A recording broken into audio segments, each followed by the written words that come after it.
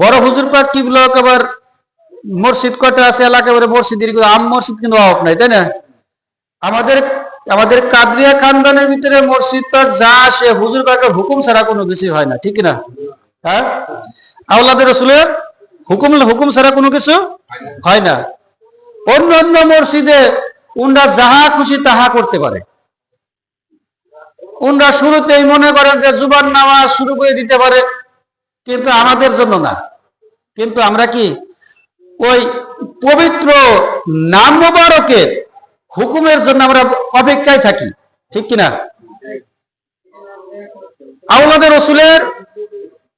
আওলাদের রসুলের জবানি পাকের হুকুমের জন্য আমরা অপেক্ষা করি। সাধারণ আম মসজিদের থেকে খানদান পাকের মসজিদটা একটু আলাদা, ব্যতিক্রম।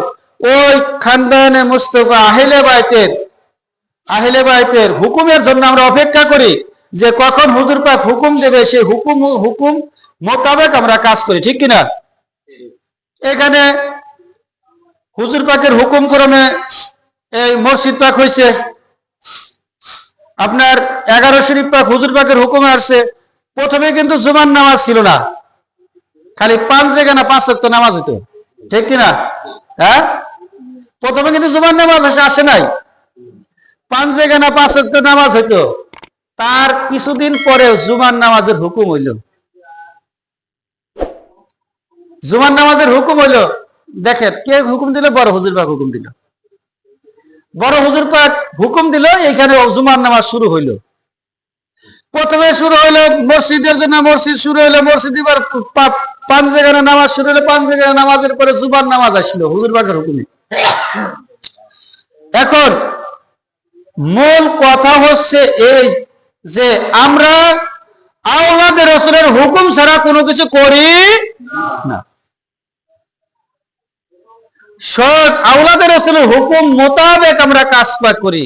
মসজিদে জুমার নামাজের হুকুমে হুজুর পাকের হুকুমে নামাজ আদায় করি, কি হুজুর পাকের হুকুমে আমরা মুহররম পাক করি, হুজুর পাকের হুকুমে আমরা ঈদের জামাত করি। কাদের হুকুমে? বড় হুজুর পাকের হুকুমে। আম মসজিদ থেকে খানদান পাকের মসজিদ হয়েছে হুকুম পাক ছাড়া কোনো কিছু করা হয় না। তারা মনে করে মসজিদ উঠে সবকিছু করতে, কিন্তু আমাদের এখানে কি ওই জাদ্দে আজম সাল্লাল্লাহু আলাইহি সাল্লামের বংশধরের হুকুম ছাড়া আমরা কোনো কিছুই করি না। তাদের থেকে আমরা এতটুকু ব্যতিক্রম যে আমরা আওলাদের রাসূলের মুখে জবানি মুবারকের কথা মোতাবেক আমরা কাজ করি। যে তারা হুকুম দিচ্ছে আমরা জুমার নামাজ আদায় করতে, তারা হুকুম দিচ্ছে আমরা কি করতেছি? ঈদের জামাত করে। তারা হুকুম দিতেছে আমরা মুহররম পাক করতেছি, বলে সুবহানাল্লাহ। এতটুকুই ব্যতিক্রম। তাদের কোনো হুকুম নয়, কিন্তু আমরা হুকুম ছাড়া কোনো কিছুই করি না। আমাদের ব্যতিক্রম হচ্ছে এই, তার আওলাদের রাসূল পাক পর্যন্ত আহলে বাইত তাদের দ্বারস্থ হয়েছি, তাদের হাতে হাত দিয়েছি, তাদেরকে মহব্বত করেছি, তাদেরকে মহব্বত করে তাদের হাতে বাইয়াত গ্রহণ করেছি। এর জন্য আমরা মসজিদ পাকের আছে হুজুর পাকের হুকুম নিয়ে আমরা কাজ করি, ঠিক কিনা? দেখেন, যেহেতু আমাদের মসজিদ পাক আলাদা, আমাদের কাজ পাক আলাদা, ঠিক কিনা? হ্যাঁ, আমাদের মসজিদ আলাদা, তাদের থেকে আমাদের মসজিদ আলাদা, তাদের থেকে মসজিদ আলাদা, কিন্তু নামাজ এক, ঠিক কিনা? নামাজ সকলের নামাজই এক, কিন্তু তাদের মসজিদে 11 শরীফ, আমাদের এখানে হুজুর পাক আমাদের হুকুম দিয়েছে 11 শরীফ পাক করি, মুহররম পাক করি, মুহররম পাকের মাতম করি। মনে করেন যে কত মাহফিল পাক এখানে হয়, হিসাব না করে কায়দা নাই, ঠিক কিনা? প্রতি মাসে তো 4টা আছেই কমন, তারপরেও আরো আছে। মুহররম মাসের মনে করেন যে একটা 10ই মুহররম পর্যন্ত, 12ই মুহররম পর্যন্ত মাহফিল পাক চলে, ঠিক না? তারপরে রমজান মাসে আমাদের বেশ কিছু কিন্তু কাজ পাক আছে। পহেলা রমজান থেকে শুরু করে হুজুরে গাউসে পাক আলাইহিস সালাতু ওয়াস সালাম তানার বেলাদাত পাক, তারপরে বর্তমান জামানার যে বর্তমান গদি নিছেন হুজুর পাক তানার আছে, বেলাদাত পাক আছে, জন্মদিন আছে, বড় হুজুর পাকের জন্মদিন আছে, ইমাম হাসান আলাইহিস সালামের জন্মদিন আছে, তারপরে আমাদের স্পেশাল ট্রেন যায় মৌলা পাকে বেলাদাত পাকে এই মাসে বলে কি মাসে? রমজান মাসে বলে সুবহানাল্লাহ। আরো আছে মৌলা আলী শেরে খোদা আলাইহিস সালাতু ওয়াস সালাম, তিনি 21শে রমজানে তিনি বেসালে হক গ্রহণ করেন। ওরসে পাক আছে কিনা? আমাদের কাজ পাকের অভাব আছে অনেক অনেক অনেক। দেখেন আমরা যে ইবাদত করি, ইবাদত কতটুকু কবুল হয় আমরা জানি না, কিন্তু ইবাদত আমাদের করতে হবে। কিন্তু ইবাদত কবুল হওয়ার কেউ যদি কয় আমি নামাজ পড়তেছি বেহেশত পেয়ে যাবো, তাহলে ভুল কথা বলতেছে। নামাজ আমরা পড়ি, নামাজ কবুল হবে কিনা জানি না। নামাজ কবুল হওয়ার শর্ত হচ্ছে আল্লাহ, আল্লাহ রসুল, আহলে বাইতের মহব্বত যে নামাজের ভিতর থাকবে ওই নামাজ কবুল হয় বলেন সুবহানাল্লাহ। কথা বলছেন? নামাজ পড়তেছেন, রোজা রাখতেছে, সামনে রমজান মাস চলে আসছে, যদি রোজা থাকেন রোজা না খাওয়া পর্যন্ত শেষ হয়ে যাবে, কিন্তু রোজা কবুল হবে না। দিন ভরে না খেয়ে থাকবেন, কিন্তু না খাওয়া পর্যন্তই শেষ, কিন্তু রোজা কবুল হবে না যদি ওই রোজার ভিতরে আহলে বাইতের মহব্বত না থাকে। কি বলছি বুঝতে পারছেন?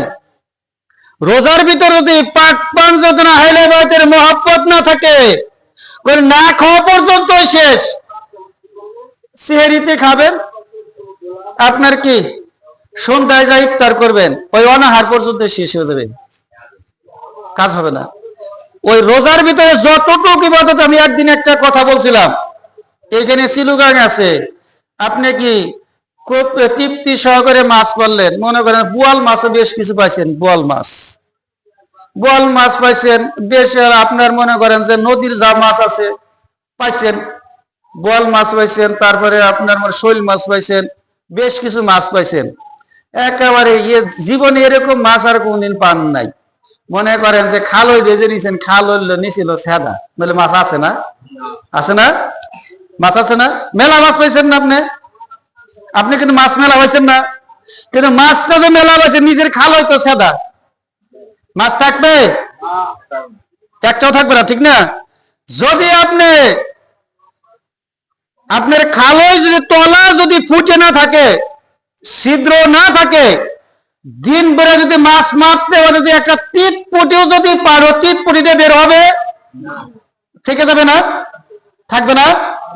এই জন্য ইবাদতের মূলে রয়েছে কি?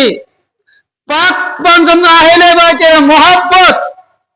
যে মহব্বত নিয়ে যতটুকু ইবাদত করবেন ওই ইবাদতটাই কবুল হবে বলেন সুবহানাল্লাহ। ওই ইবাদতই কবুল হবে। কারণ খালই কি পুক্তা, খালই কি মজবুত।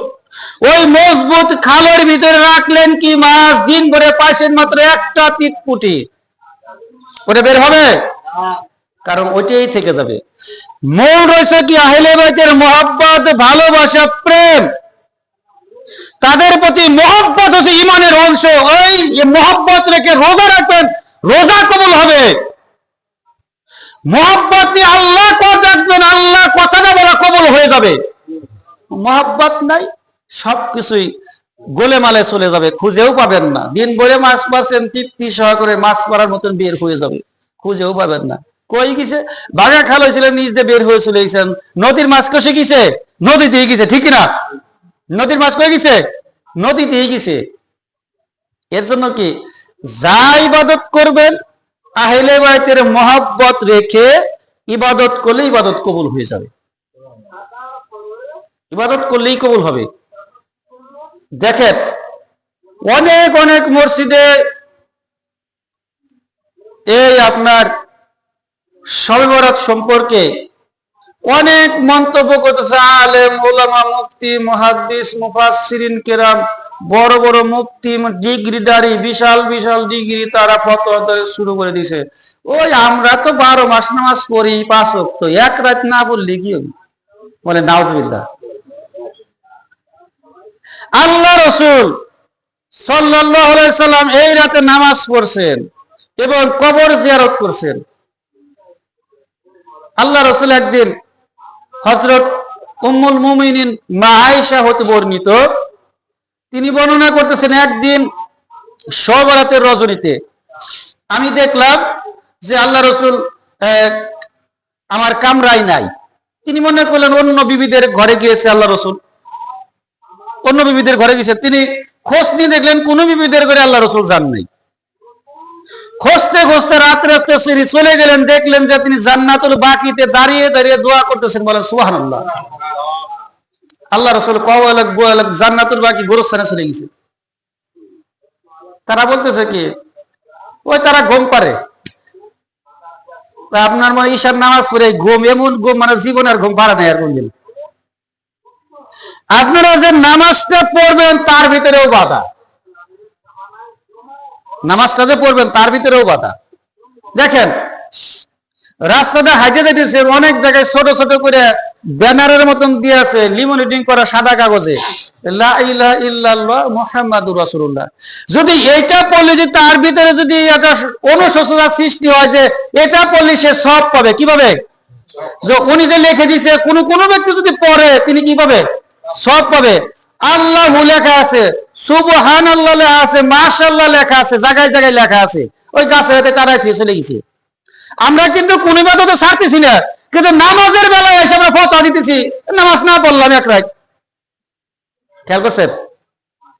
ওইখানে টানা হয়েছে লা ইলাহা ইল্লাল্লাহ মুহাম্মাদুর রাসূলুল্লাহ, যে উনি টানা দিয়েছে, উনি কেউ কিন্তু টাকা পয়সা দেন, নিজের টাকাটা কিন্তু পয়লা কি করছে, ফটোকপি করে লিমিনেটিং করে গাছে গাছে ঝুলে দিয়ে গেছে। যদি কোনো এক ব্যক্তি, উনার আশা কি, যদি কোনো ব্যক্তি এটা পড়ে উনার আমলনামায় সব যুক্ত হবে। আমলনামায় কি যুক্ত হবে? সব যুক্ত হবে। কে সুবহানাল্লাহ লিখছে, এটা কি তার আমলনামায় যুক্ত হবে, সব যুক্ত হবে। এভাবে সেদিনকে ফরিদপুর গেছিলাম, ফরিদপুর গেছি, লিফটের ভিতরে লেখা সুবহানাল্লাহ, উপরে উঠতে গেলে সুবহানাল্লাহ বলতে হয়, নিচে নামতে গেলে আল্লাহু আকবার বলা লাগে। কথাটা বুঝছেন? এখন তিনি নিজের আমলনামা ভারী করার জন্য এগুলো লিখে থুয়ে দিয়েছে। কোন ব্যক্তি আর কি, যে কোনো ব্যক্তি আমলনামা ভারী করার জন্য, কিন্তু নামাজকে তারা নামাজকে দেখেন, নামাজ কিছু যেসব বেশি ওই সব বেশি দেখেন গা। শুক্রবার দিন খালি ফরজ দুই রেখাত করে দৌড় চলে গেছে, দেখছেন? ফরজ দুই রেখাত করে দৌড় পড়েছে, সুন্নত বলে না ফলো নাই, আল্লাহর হচ্ছে নাই কিছু। আপনি নামাজ পড়বেন, তারা বলতেছে, তাদের কথা কি দিকে খেয়াল করেন, তাদের অনেক রকমের মন্তব্য শেষ নাই। তারা এইভাবে মন্তব্য করে যে আপনি দিন ভরে হালুয়া বানাইছেন, রুটি বানাইছেন, কুরমা বানাইছেন, পোলাও বানাইছেন, বিরিয়ানি বানাইছেন, সবকিছু পাকাইছেন, কিন্তু আপনি অসুবিধা হলে কি ক্লান্ত হয়ে যাবেন, দিন সন্ধ্যের সময় যা ঘুমাই পড়ে আপনি ইবাদত করবেন না, ইবাদত করতে পারবেন। কিন্তু না, যে ইবাদত করতে সে এমনিতে ইবাদত করবে, কিন্তু আপনারা কেউ ইবাদত ছাড়েন না। এই ইবাদতটা বাড়ির মহিলাদেরও বলে দিবেন, তারা যেন প্রত্যেকেই যেন নামাজ আদায় করে। বাড়ির মহিলারা প্রত্যেকে বলে দিবেন, তারা যেন এই শবে বরাত, ভাগ্য রজনী, লাইলাতুল বরাত, বরাত হলে ভাগ্য, বরাতটা কি? লাইল মানে রাত, লাইলাতুল বরাত ভাগ্য রজনীর রাত। কিসের রাত? ভাগ্য পরিবর্তনের রাত। এই রাতে আল্লাহ তাআলা স্বয়ং ওই আরশে আযম থেকে প্রথম আসমানে নেমে আসে। আল্লাহ তাআলা প্রথম আসমানে নেমে এসে বলে, তোমরা কে কি চাও আমার কাছে চেয়ে নাও, আমার কাছে তোমরা কে কি চাও চেয়ে নাও, এ রাতে তোমাদেরকে আমি দেব। আল্লাহ আরশে আযম থেকে ওই প্রথম আসমানে নেমে আসে। কাদেরকে জন্য? গন্ত দেখি, তার উম্মত না, বান্দাদের দেওয়ার জন্য। আল্লাহ রাসূলের উম্মত আর আল্লাহ কি বান্দা। আল্লাহ সরাসরি বলে, হে বান্দা, তোমরা কে কি লাগবে আমার কাছে চেয়ে নাও। আল্লাহ তাআলা নিজে হাতে দেয় এগুলা। কিন্তু এক দল বলতেছে, তো আমরা 12 মাস নামাজ পড়ি, এই রাতে নামাজ না বলে কি? যারা সোশ্যাল মিডিয়ায় অ্যাক্টিভ আছেন, সোশ্যাল মিডিয়ায় যারা অ্যাক্টিভ আছেন, যারা ওই যে আপনার ফেসবুকে থাকে, ইউটিউবে থাকে, ইনস্টাগ্রামে থাকে, টিকটকের ভিতরে থাকে, এক শ্রেণীর আলেম ওলামা এসব ভেজাল করে ফেলাইতেছে। এটা করা যাবে না, ওটা করা যাবে না, এটা শিরিক, ওটা বিদআত, এটা না যায় আছে ভরা। ভরপুর। আপনি হালাল খাবার খাবেন, তার ভিতরেও ভেজাল। রুটি খাবেন, দেখেন আমার হুজুর পাকরা তারা কিন্তু রুটি খায়। কি খায়? আমার হুজুর পাকরা খেলে আমরা খাবো না? আমার হুজুর পাকরা খায় এবং কয় তোমরা, এবং আবার কে বিলি করেও দেয় মানুষের ভিতরে। বলেন সুবহানাল্লাহ।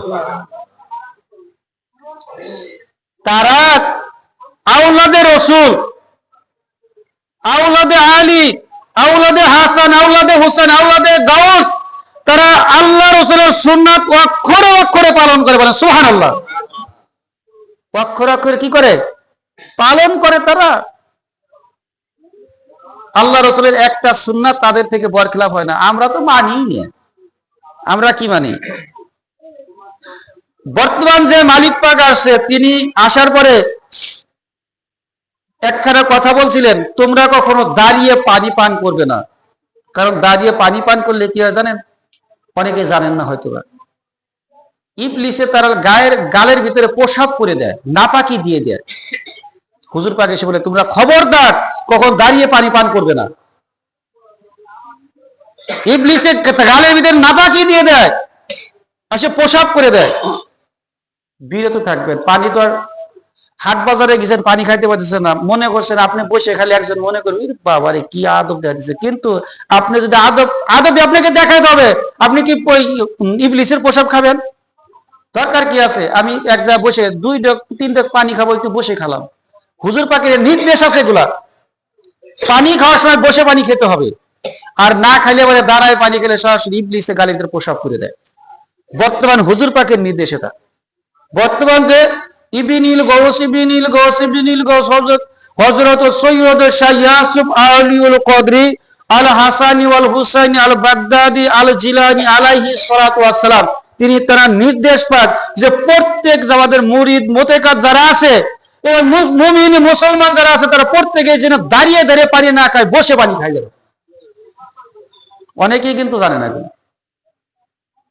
আপনার যে কথাটা বলতেছিলাম, আজকে শবে বরাতের রাত, ভাগ্য রজনের রাত, এই রাতে আল্লাহ তাআলা বলতেছে, হে বান্দা তোমরা আমার কাছে চেয়ে না, তোমাদের কি লাগবে বলো, তোমাদের কি প্রয়োজন? তোমাদের বাড়িতে কেউ অসুস্থ আছে, আমার কাছে চাও, আমি তোমাদেরকে দেব। বিমার আছে, অভাব অনটনে পড়ে আসো, পুরোটা সমস্যার সমাধান হচ্ছে না, আমার কাছে চাও, আমি বান্দা তোমাদেরকে আমি দেব। আর সেই রাত থেকে আমাদেরকে বিরত রাখতে চায়। এই রাতে তাসবিহ, তাহলিল, দরুদ, কুরআন তিলাওয়াত, নামাজ কালাম যে যা পারেন পড়বেন, কেউ ছাড় দিবেন না। যতটুকু সম্ভব পড়েন, যার যতটুকু সম্ভব পড়েন, কেউ ছেড়ে দিবেন না। যার যতটুকু সম্ভব, একেবারে যে একজনে আপনি 100 রাকাত পারলাম না পড়বো না সেরকম না, 100 রাকাতই বলে সেরকম না। আপনি যতটুকু পারবেন ততটুকু আপনার সব।